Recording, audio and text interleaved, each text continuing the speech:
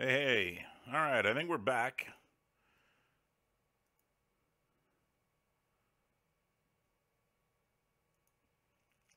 Wait for a couple of people to join in here.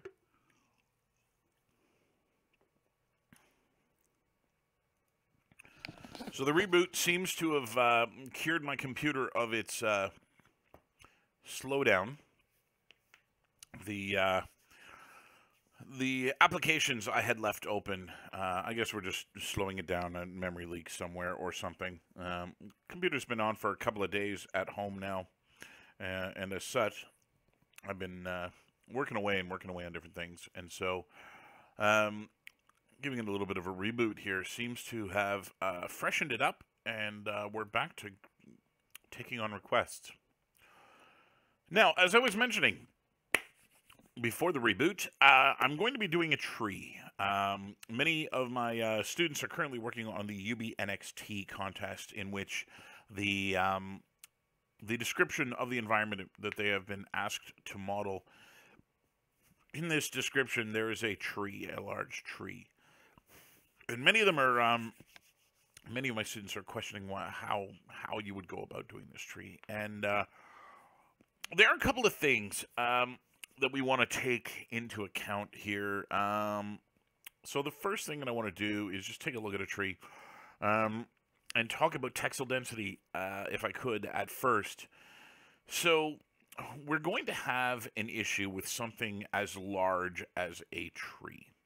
Now, when you get things that are this large, the larger the mesh, the less resolution you're going to get from a texture to cover the entirety of the mesh. So we're going to need to kind of work out a way that that's not an issue. I normally do this by combining one or two materials together. I'm going to do something a little unique with this in that I'm going to make a material for the canopy, the foliage part of the tree, the density of the leaves and whatnot, and then the trunk, the main body of the tree itself, will get its own material, and that material is actually going to combine a couple of different normal maps. The reason for this is that first, if we had just one normal map, if we had just sculpted a tree in ZBrush and applied the normal map to it, we wouldn't have a very good resolution on the tree. We would end up with a very low res normal map in order to cover the entirety of the tree from head to toe. It also wouldn't be something that would be that easy to unwrap. The organic nature of the tree, we'd end up with some definite repetition in the seams and whatnot, and so my solution for this is going to be using two normal maps. Now, the first is going to be the normal map that encompasses the main body of the tree, the large volumes that make up the trunk and where that trunk is curved and whatnot. The the second normal map is going to be part of a tiling texture that is the bark of the tree. So what this is going to do is it's going to allow us to get a normal map that gives us a nice round curvy surface, and then a second normal map, which essentially is going to be used as a detail map, that's going to be applied on top of that in order to get the tree to look high enough resolution up close that textile density is no longer an issue. I don't know what the heck this is. But that's kind of the approach I'm going to take. Now, when working on a tree, the first thing you really need to do is figure out what kind of tree you're making. Now, if you were making a car, you wouldn't model a car, you would model a Ford, and you wouldn't even just model a Ford, you would model, a Ford Focus, and that is now a very specific vehicle. The same thing holds true with a tree. Every breed of tree is going to be very different from the next, and figuring out what that breed of tree looks like is kind of important. You also need to worry about the leaves. So the process that I'm going to take for modeling this tree is going to be an iterative process. I'm going to work on something rather small and high poly that I'll be able to reproduce all over the place. That will then allow me to create a higher poly version of that asset, which I can then clone input all over the place, and I can slowly build the canopy out of these multiple shapes. So the first thing I need to do is the smallest element on the tree, which is the leaves, if I could type correctly, the leaves on the tree. Now we need to find reference images of the leaves. So you don't have to use reference images. You can, do your tree from scratch. I know the one in the Yumi contest is meant to be a tree that's kind of not really a tree. There's a little bit of intrigue in the description of the asset. I'm not going to be bothering with any of that. If you want to interpret that the way you can, but I'm just going to be making a regular plain old tree here. So looking at leaf reference or leaves, I want to be very careful how I choose the references that I'm going to be using. So first and foremost, I would like these things to be as high resolution as possible, since they are going to be used to generate the texture detail that is going to end up on my tree. I probably also want to make sure that the reference images I use do not contain any specularity. Leaves are incredibly waxy on the upper surface of the leaf. This allows water to run off. It essentially uses the leaf as a little mini umbrella. The underside is very porous, and that shininess can actually be a bad thing if you've got it in your images. Now, the reason for this is that these are just pixels. These are just colors, and if you've got that reflectivity in there, that reflectivity doesn't move around as the camera moves around the tree. We're essentially going to bake that in. And the second you do that, you kind of break the illusion that we're going to kind of aim for here. And so it is rather important that you end up with a fairly high-res reference image that has no specularity, and it wouldn't hurt as well when going through your reference if you can amass a collection of leaves that are all from the same breed of tree, but are all kind of different from one another.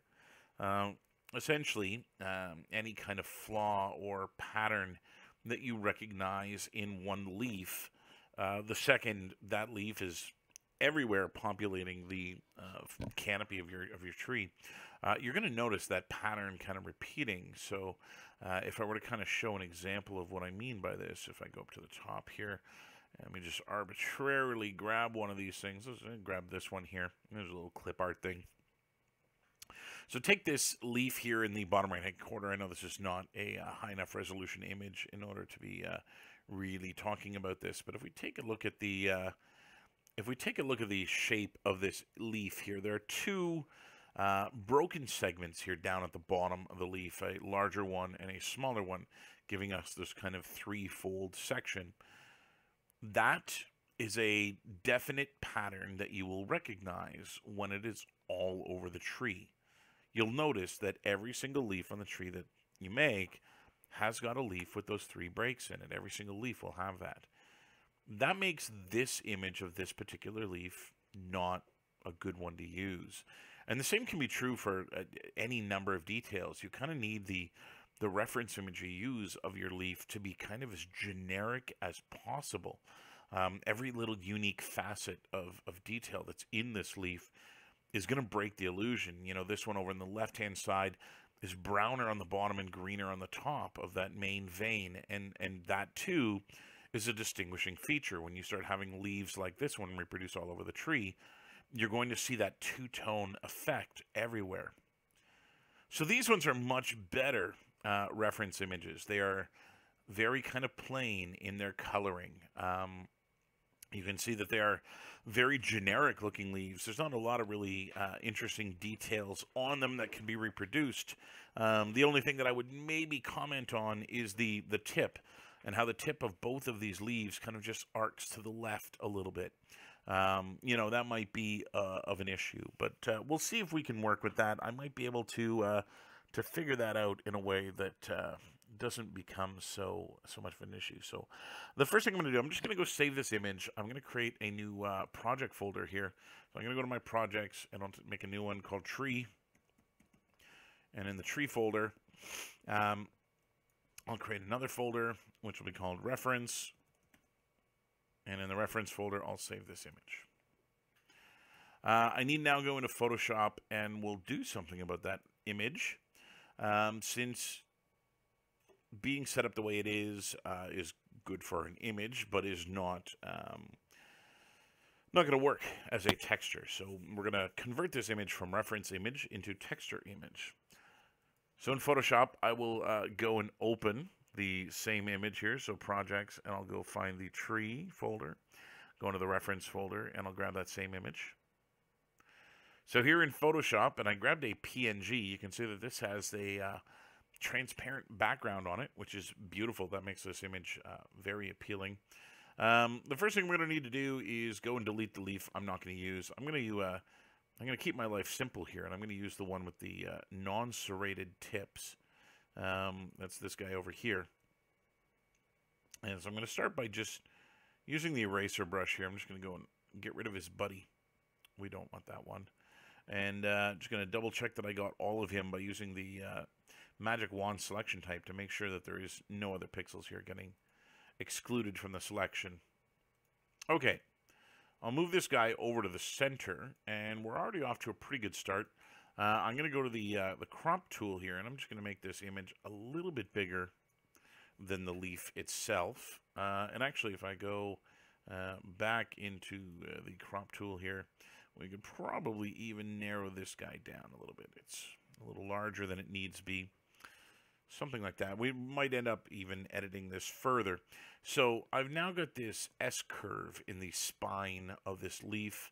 But what's more important here is that the attachment point of this leaf is centered at the bottom of the image. So I've now taken this from a reference image into a instead of now a reference image into the realm of texture. The only other thing that I need to do is probably separate the alpha of this image into a separate channel. So being that this is a PNG, I've got all of the RGB layers here conforming to the gray values that are giving us the color of the leaf. And the transparency is just coming from whether or not there's actually information, RGB information, in every one of the pixels around it. And I want that information actually be in a separate image. This is just going to make Max work a little bit better. So to do this, I'm going to duplicate my layer, and I'm going to make this layer grayscale. I'm then going to adjust the levels of this image, and we'll actually make the leaf here completely white, like so. I'll add another layer in below this that I'm just going to fill with black, and I'll merge that layer down, and I'll save this image. So I'll go back to my tree folder and add a new folder here that I'll call textures. And in here, this is going to be leaf trans for transparency. I'll make this a targa, and I'll save it, and it's going to be 24-bit. And I now have a transparency image that I can use to cut that leaf out from any geometry I'm going to be using. The next thing I need to do is get rid of some of the background pixels here. So if I were to save this image now as a targa, any of the pixels here that have 0 RGB information in them will be converted to white pixels. And that is actually going to be a bad thing. I don't want white pixels here. What that means is if I'm not incredibly careful with how I use this alpha or the cutting out of the shape of this leaf, we may end up with a little bit of a halo around this leaf, a little bit of a white glow.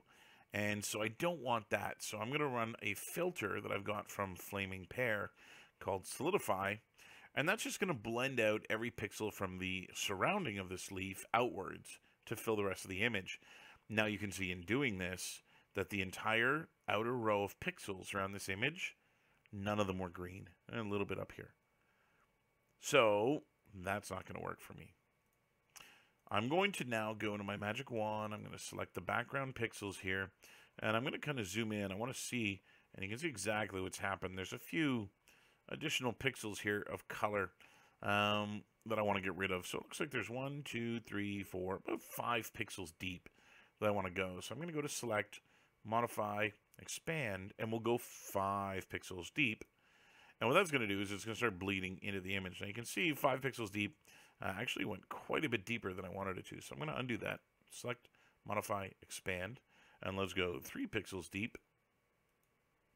And you can see that that's now eaten away at all of that just off color that's there. I'm going to hit delete to remove those pixels. And you see it really didn't do much for the shape of the leaf. And I'll go back to filter, and we'll run that same solidify filter on it. And what we should get now is a lot more of the actual color of the leaf coming through. Now you can see there are still places around the perimeter where we're getting a little bit of brown. You can see there's a lot more red and pinks coming from the stem here. And I still got a little tinge of white coming from where there is a little bit of a highlight on this leaf here. And so I may want to undo that and just eat in a couple more pixels. Modify, expand. I'm going to go in another 2 pixels. This will give us the original 5 that I was assuming was correct anyway, and I'm going to redo the filter. And you can see now we're getting a beautiful flattened green here. So the idea is that from a distance, when you look at this, we should not see where the boundary of that leaf is. We should only see just kind of an average green color here with a little bit of the brown from the stem. I may want to go in and correct this little spot here. I'm going to see how well this works here. I'm just going to go in and eyedropper the main green color that is everywhere else on this image. And I'm going to do this on another layer. As soon as I find my stylus, there you are. I almost used a Sharpie on my tablet. Okay. So let's increase the size of this here. And I'm going to go and set my opacity down, my flow all the way up. And what I want to do is just a little bit here. Tint this image back into that green range where we don't see that white value anymore. Again, just to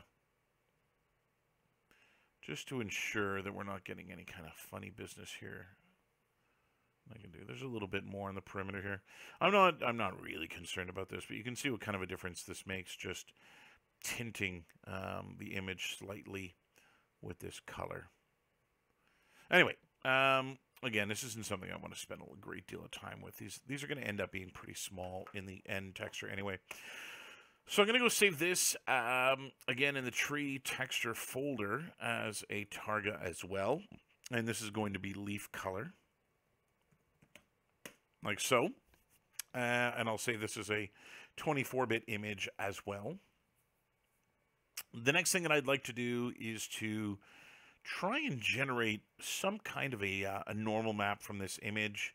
And the normal map here isn't going to be any of the curvature in the body of the leaf. I actually just want some of the veinage here and the stem to actually, bulge out from the surface a little bit. And so what I'm going to do is I'm going to duplicate this layer again.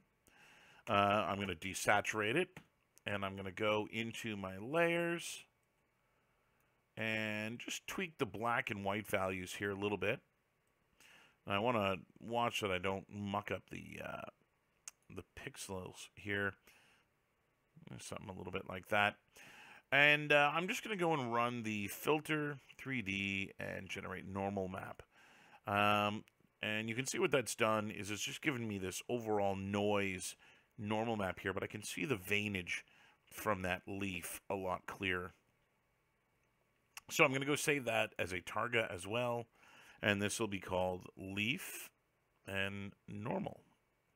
Again, I'll make sure I'm in the right folder here so that this shows up with his buddies. So leaf normal.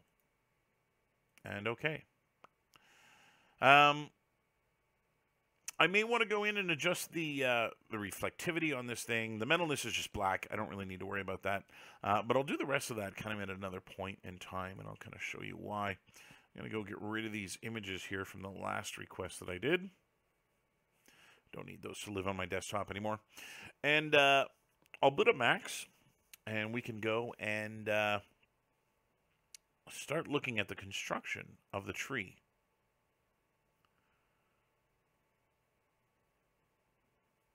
Once Max loads.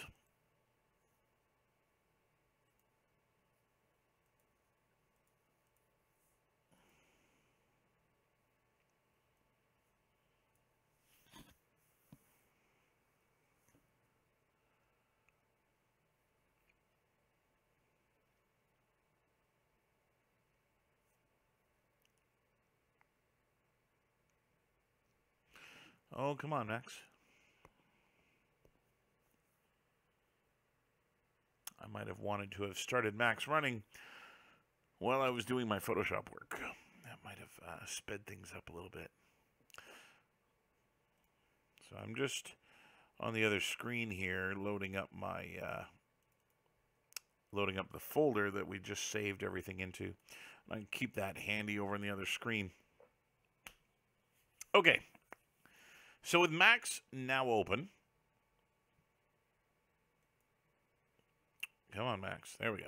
So with Max now open, I'm going to be ready to start doing something with these leaves. So I'm going to start off by creating a plane, and I'm going to try and make that plane match the dimensions of the image, which I probably should have saved. So I'm going to bring this guy in here and go to image and image size. We'll go take a look at the dimensions of this thing. So 1568, I'm going to move this to the other window so I can see it while I'm still in Max. And I'm going to type those values in here. I'm going to reduce them down by a factor of 100, I believe. So 27.92. And the other value is 15.68. All right. So this now matches the dimensions of the image I created, which I can close in Photoshop. I don't need that anymore. And I'm going to go place this here down towards here. I'm not going to put it at the origin exactly, just kind of nearabouts. And what I want to do now is I want to make technically a high poly leaf. So step one is going to be in creating a material for this thing. This is going to be my high poly leaf material, and I'll name this HP for high poly underscore leaf. And we'll turn on the real-time display for this material. And let's see, we'll go and load up the diffuse first. This is going to be the base color image here that we created. So this was in projects and tree, textures, and leaf color. And we should now have that color on our leaf. I'm going to make sure this is a two-sided material so I can see it on either side. Hooray. Next, I'll go down to the maps here, and we'll go and add a opacity to this. The opacity is going to be in the form of another image, which will be our leaf trans. And I'll bring that back up, and you can see that that cuts the leaf out for us, which is pretty cool. And then we're going to go into bump map, and we're going to set this guy to 100%. We'll add a normal bump as the bump map, and here for the normal, we'll use the image that we generated in Photoshop, which will give us some detail on that leaf. So you can see we're starting to actually generate, if I can bring it back here, a little bit of surface information from this leaf. Now I can use the slider here to pull this up or down, softening or increasing the value here. And the default value that was there was probably a little overkill. I just need a little bit of the surface value that's there. So I'll set it maybe 50% or so. Now, the idea is to create a high poly leaf from this, and this is only 2 triangles, so we're not high poly yet, not exactly. There's an issue with leaving the plane like this, and the issue has to do with the normal map and the creation of a normal map. So essentially, what I'm going to do here once this guy is done is we're going to do a render to texture. We're going to capture a bunch of these leaves onto a new plane. And if I were to do a render here, and I were to go pick this leaf plane as the source of my bake, and we'll just go reset the cage, and I'll just manually move these guys out so it's nice and straight. So if I were to try and add a normal map here, and I would try to bake a normal map from this image, what's going to happen is 3ds Max in the color slot here, you can see has captured the shape of the leaf. In the alpha, it's created a duplicate of what was in our leaf transparency image.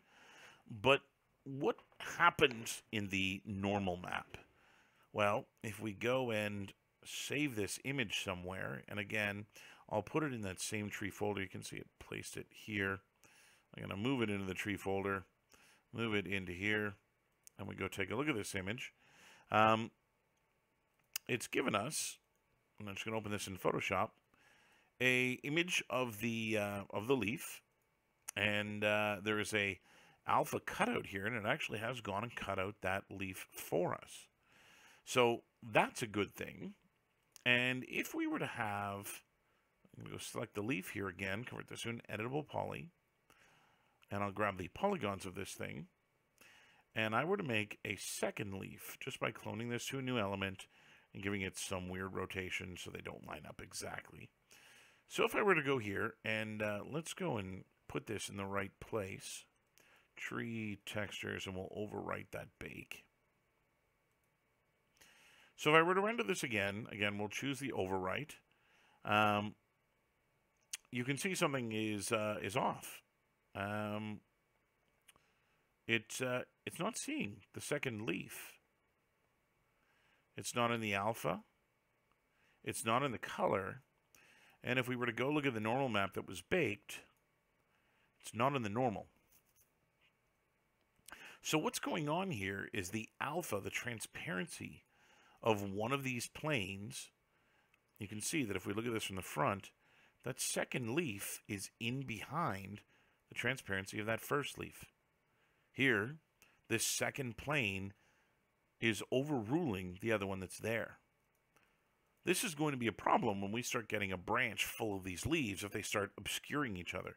Worse yet is if this thing was rendered this way, we would get a far worse render. Where now we're starting to get all kinds of intersection. There's Z fighting going on. You can see where, you know, the cards are fighting with each other for which one is in front and which one's in back. This also is happening in the normal map, and this is not going to give us the kind of textures we want to have. So the solution here is going to be going into this image, this other leaf that we've made, and we're going to go in and we're going to cut out as much of this thing as we can. Now, you might be thinking, why are we cutting this out if we went to the trouble of making an opacity mask? And, well, the answer to that actually has to do with the opacity mask itself and what I'm using it for. I'm actually using it so that I can very clearly see, because if you remember what our green image looks like, we can't see the edge of the leaf. So I'm actually just using this transparency mask as a way of hiding the background, so that when I go in here, and I'm going to use my cut tool for this, I can go and cut just inside this leaf. And I want to make sure that when I cut here, I'm not cutting anything, any of the color here on the leaf should not go onto the inside. Now you can see if you move your mouse around in particular angles, you can get that leaf to start wibbling and wobbling all over the place. So you got to be careful how you do this.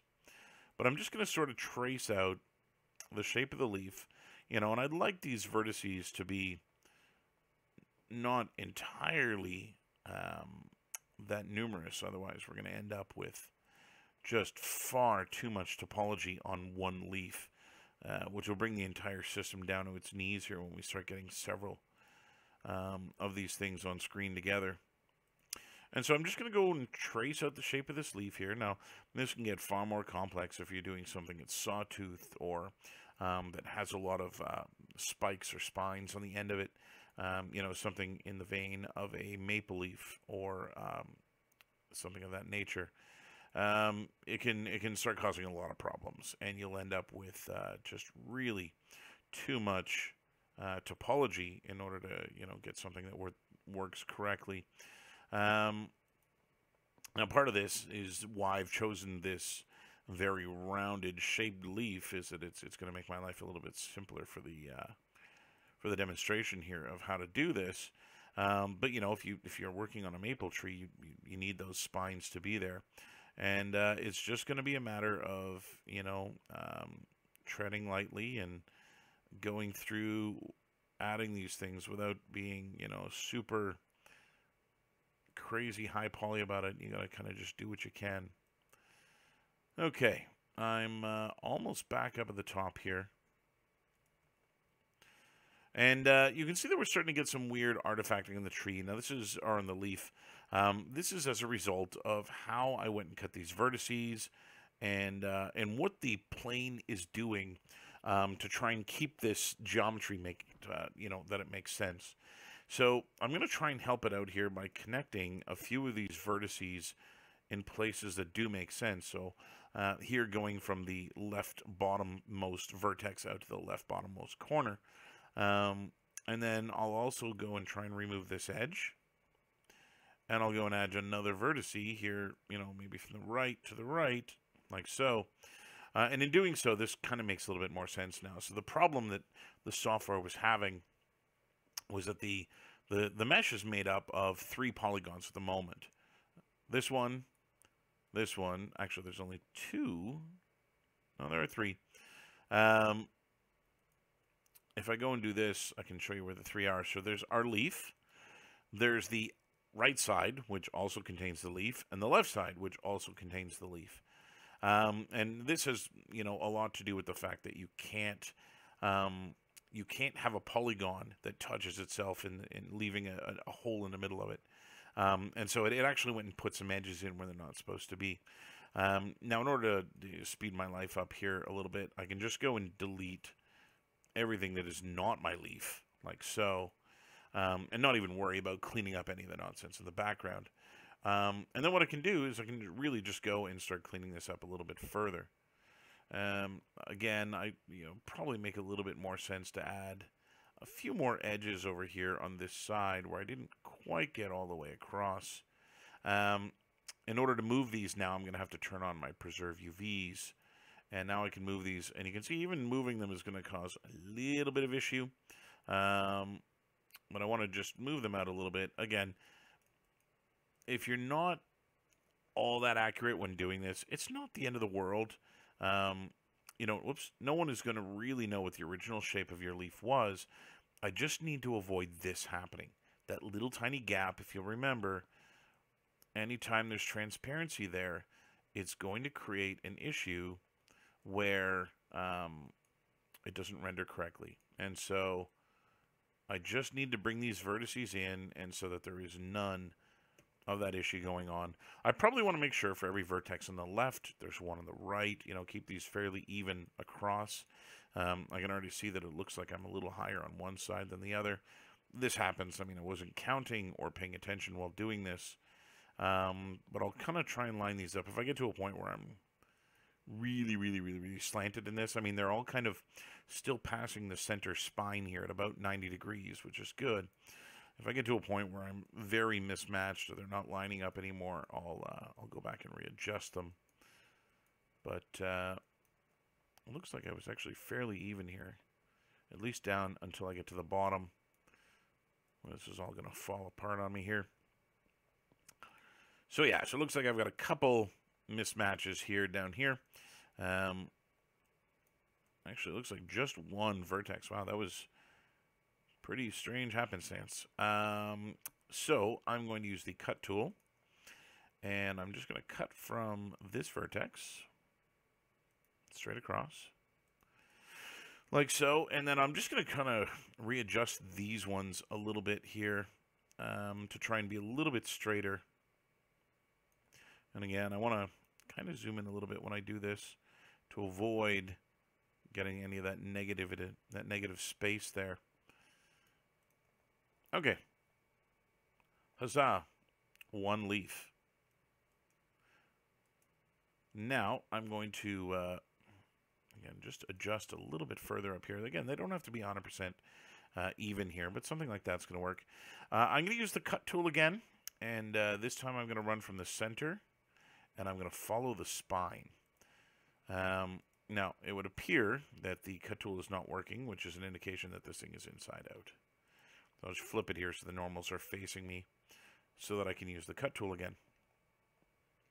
All right, vertex, and I'll just follow my way down, clicking on the spine as I go. Sometimes I got to go, edge by edge, and sometimes I can just cut my way through a couple of them.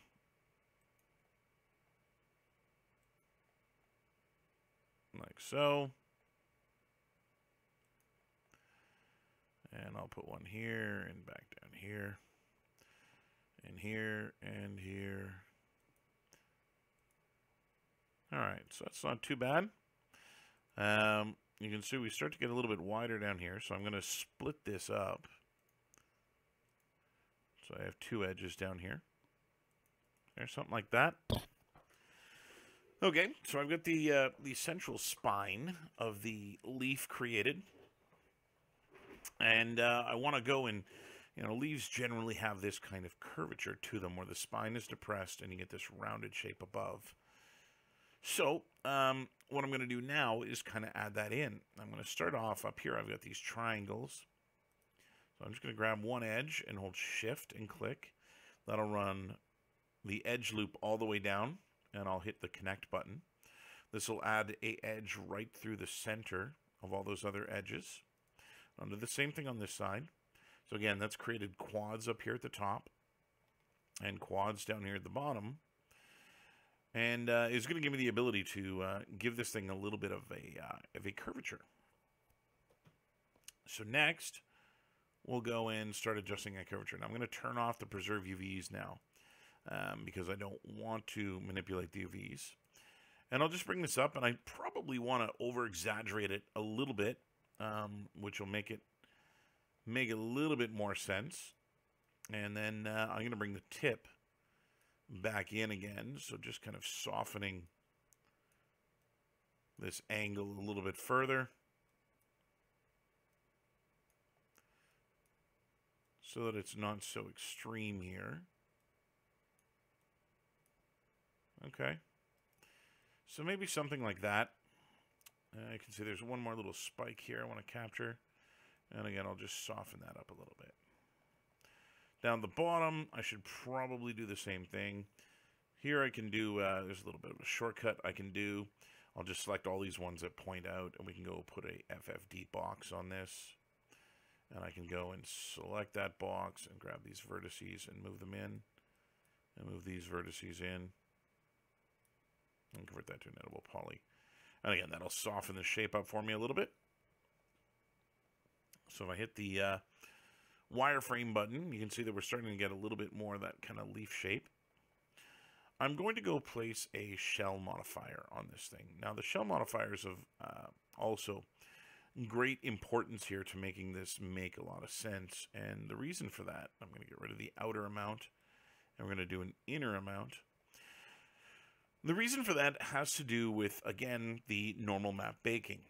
And when you bake a normal map, with something that's one-sided, like a plane, the invert side, even if your material is two-sided, the baker cannot see that inverse side. So we need geometry on both sides. What I don't need is now the thickness that was generated here. So I'll convert this to an editable poly. I'll select all the edges around, and I'll collapse them. And we now have a far more plant-looking thing. I'm going to undo that, and we'll remove the ones on the stem. I'll collapse it down again. There we go. Finally, I'll just do some smoothing groups on this. And I want to make sure that the front and the back have different smoothing groups, like so. Just like that, we have leaf A. Now, in order to place these on a stem or something like that, we're going to want to have a collection of them, and we're going to want to have them in a variety of places, and a variety of sides. So I'll kind of show you what I mean here. I'm going to make some copies of this leaf. And what I'm going to do with the copies is kind of just make them each a little bit more different from each other.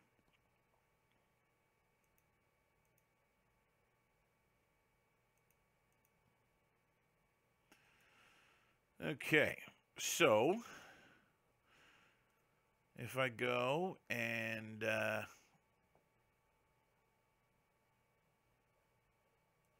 Sorry, I'm just making changes here on my other monitor. Putting some music on while I work. Yeah, just so that I can have some music going. Okay, so I'm going to make some duplicates of this leaf here now. So I've got leaf A. I'm going to hold Shift and try that again. Hold Shift, and I'll make a copy over here. And let's make this leaf B. I'll make another copy. This guy will be leaf C. And let's do one more over here, which will make leaf D. Okay. Now, right now, all these leaves are identical. They're all exactly the same leaf. They're all just clones of each other. And I'm not actually interested in that. I want to have the slight variance, the slight randomness you get in, leaves of the same design, the same kind of structure on the same tree, and have them all kind of different from one another. So what I'm going to do is I'm going to go in and manipulate these other three leaves so that they look like they're still part of the same family as the first one, but that they are drastically different in their structure. So to do that, let me select the second leaf. This is leaf B. Here I'm going to go place an FFD box on top of this leaf. I'll select the box, and I'll do this in my front view here. And what I can do is I can actually go and adjust these points. And you can see that that little curve to the left that this one has is now actually missing from this one. I can go and make this one also a little bit thinner, and maybe even pull the stem a little bit closer to one side. I can also go and straighten out where the stem leaves the leaf. Convert that to an editable poly. And now, leaf A and leaf B, while still looking like they belong to the same tree, now look quite different from one another. Let's do the same thing with this one. FFD box, select the modifier, and I'll go and manipulate these ones. Maybe this one is going to be a little bit more squat and pointy.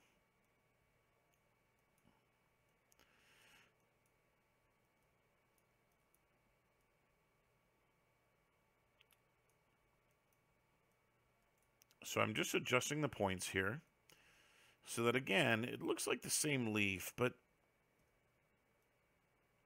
slightly varied in its construction.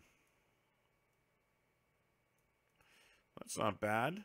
Again, maybe I'll straighten out the stem a little bit.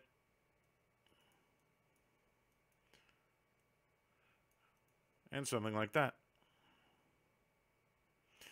I'll again adjust this, convert this to an editable poly, and then I can go work on the last one here. So, we'll go into the FFD box. I'll go and change the number of points here, and I'll maybe bring the length up to 6, and we'll bring the width up to 6.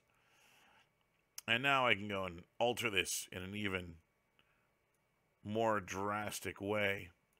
So here I'm going to broaden that tip a little bit. There's not really too much changing here from these outer points. There's not a lot of leaf out there. And then I'll grab these ones and bring them out. And you can see I've got a lot of control over the shape of this thing. So I'm going to make this one a little bit more broad and oval at the tip. And I'm going to make it taper in a little bit faster than the others.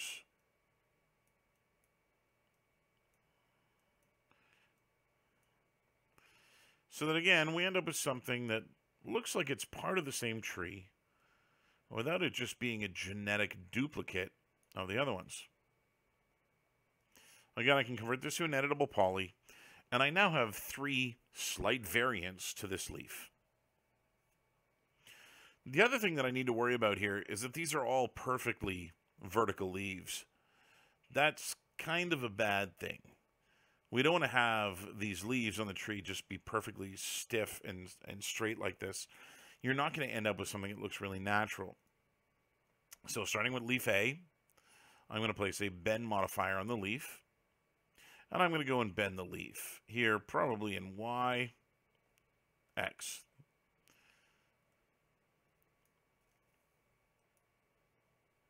Let's try and get the angle correct here. There it is. So I want this in Y, and I'll probably want it to be negative. And I've got a little bit of a curve to the leaf now. I'm going to add another bend modifier. And we'll increase the angle on this one. And we'll bend the leaf that way. And you can see we're starting to get a really nice curve to the leaf. Convert that to an editable poly. And that leaf's done. I'll go into this one. And maybe with this one, instead of doing it with the bend modifier, we go back to our FFD box. Here I'll grab these central points and I'll bring them out. So I get a curve that way. And then I'll grab the outer points and I'll bring them back in. And we now get a curve that way. And because these were curved using different techniques, the curves don't match each other. And the leaves, because they started off as different shapes, also don't match. It's not too bad. Maybe this one will give it a twist. Maybe this is a leaf that's got a little bit of an angle to it. Let's try and get the axis correct here. And so I can twist it this way. Again, I don't want to go to extremes where it, it looks like it's, spun around. It's not going to look very leaf-like, but I can still get something that's going to look fairly natural and still behave like an actual leaf. And then lastly, I'll go back to my bend modifier, go back to the Y, and I'll add another 90 degrees here to the direction. And this one I'll just bend back this way and convert to an editable poly. So again, we've now got these very organic shapes for these leaves, all of which look like unique leaves. Next, since we're going to be placing these things onto branches, we now need to, adjust the pivot points so that they end up on the tree at the right place. Right now, the pivot points are centered in the middle of each leaf. This is as a result of where the pivot point of the plane was when the leaf was created. So I'm going to go to Effect Pivot Only, and I'm going to go drag this down into the stem, and I'm going to go to my left view, ensure that it is, from the left view, also in the stem. I'll grab the next leaf and do the same. Go and place it in the stem, and from the front view, place it in the stem. The next one, do the same thing. Stem. And stem. And lastly, from the front view, stem. And stem. Okay. This way, each of the leaves, when it gets attached to the branch I'm going to make, each of them will be connected by its stem. Now I'm just going to reset the X-form on each of these things to make sure that there are no issues with them, so that they don't need to be scaled or adjusted or anything once they're on the branch, because it's kind of a point of no return. Once you've done that, place them on the branch, you're stuck in that position. The next thing I need to do is to make the branches themselves. Now, for this, I want to make 4 unique branches. And the reason for this is that I'm going to want to have a little bit of variety in the canopy of the tree. So for this, I'll go to my front view, and I'm just going to make a box about yay big. So I'm going to give this, let's see, 4 by 8 by 4. And I've got that backwards. Actually, let's just go 4 by 4 by 4. That's not bad. So I'll convert this to an editable poly. And I'm going to go switch over to my modeling tool, and we'll go find, where are you? Branches in the freeform modeling section. I'll grab the top polygon, and I'll just drag it out kind of organically. This is a really nice way of extruding that the branch, as you drag, slowly gets smaller. I'll rotate the camera a little bit, and I'll create a second one. Now, you need to be careful of the direction in which you drag, because they can very easily get twisted up on you. So that one's not too bad. Pull one out here.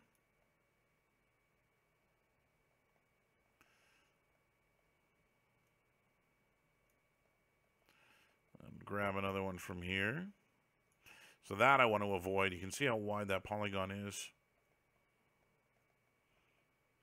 Now, alternatively, you could do this with splines. You can go and set them up that way. You could also do this in ZBrush with some Z-spheres. Go and create very quickly some kind of branch type configuration. I'm trying to make sure that these go in every direction. I'm trying to make sure that there's not one unified place where they go, where they all kind of, go around each other and are organic in the way that they're structured. I want to make sure that they do branch out. And more importantly, I'm trying to fill up gaps in the center in between them.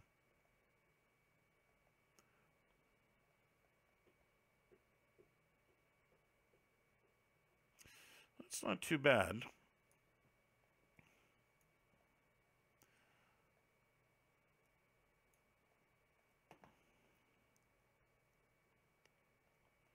Okay, and then I'm just going to do a couple of smaller ones here at the tip.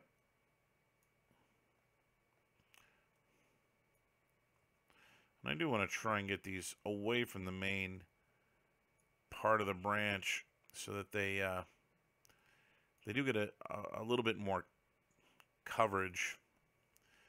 Now, if I look at this in my front view, yeah, it's not too bad. And see, there's one here.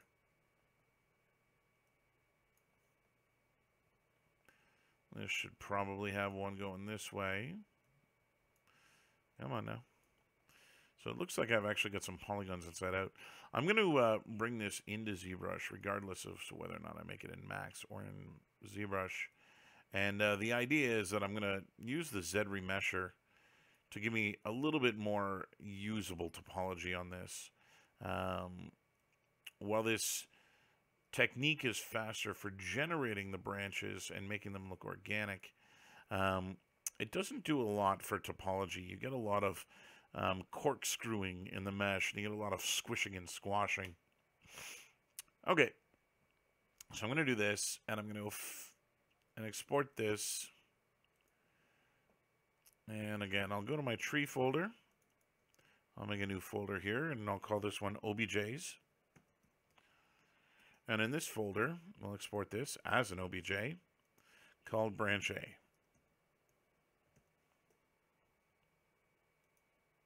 Okay, next into ZBrush, and we'll begin adjusting this branch to support the leaves.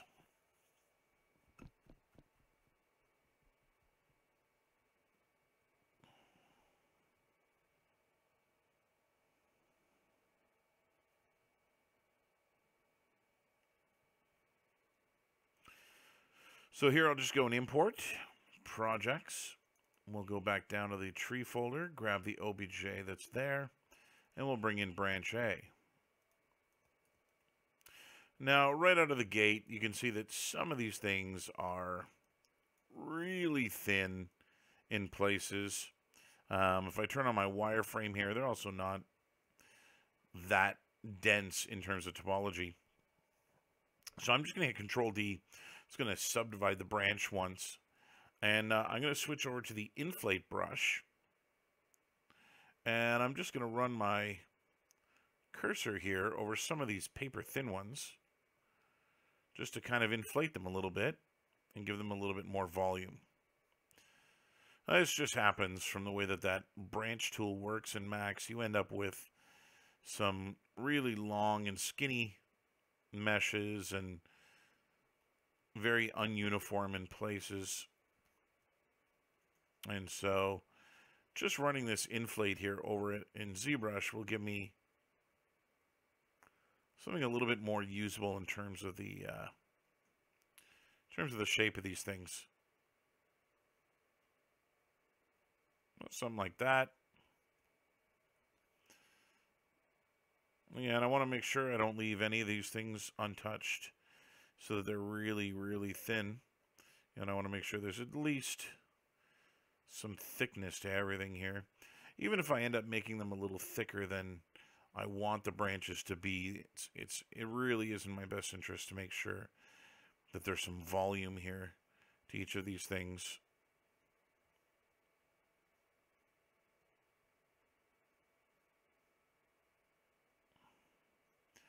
That's not bad there.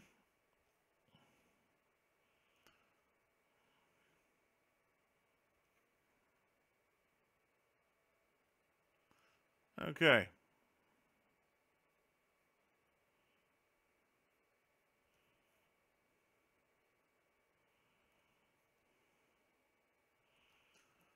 Again, I just keep orbiting around it, looking for places where the branches become so thin that I can't see them.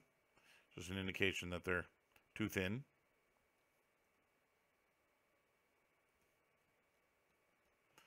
And again, just run that inflate brush over them, giving them a little bit of volume. This will just kind of correct everything for me. The other thing that I have access to here is to correct another problem that the creation of this branch had in Max, which is Max only was able to extrude in straight lines along the camera's facing axis. And so I can go in with the move brush. In fact, this works better with move topological. And I can actually go and reposition a bunch of these things. And I can, where they are straight, start to introduce a little bit of wobble back and forth, a little bit of, again, just making them look a little bit more organic, a little more volume to that one. And then, yeah, just go and, shift them around a little bit and try and increase how organic they look. Trees as they grow lean and yearn towards the sun, and you want to try and capture some of that wibble wobble as best you can. And so, nothing should be really, really straight. And the more you can increase that kind of off-axis type view, you'll get something that looks, just reads a lot better. So if ever you get something like this, I've gone obviously and inflated this thing far too much. I'm just going to hold shift and soften it. Just smooth it out using the shift tool. And I'll get something that, again, falls back into the size that I want it to be. Okay. Once you're pleased with that, and just go extrude it back over the other branch. And then we can delete the one in Max and re-import it. Now, I did subdivide it once while I was in ZBrush, and this is taking it from this is also why I made it 4-sided in Max, because now it is not 4-sided. Now it is 8-sided, giving me something that actually is rounded. And that is going to give us our first branch. Again, I'll have to adjust its pivot point, move it into the right place.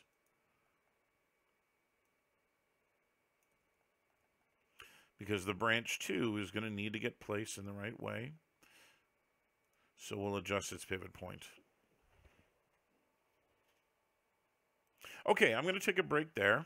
I need to go pick up my kids from school. And I'll be back in about an hour or so, and we'll continue this from where we are here. I'll see you soon.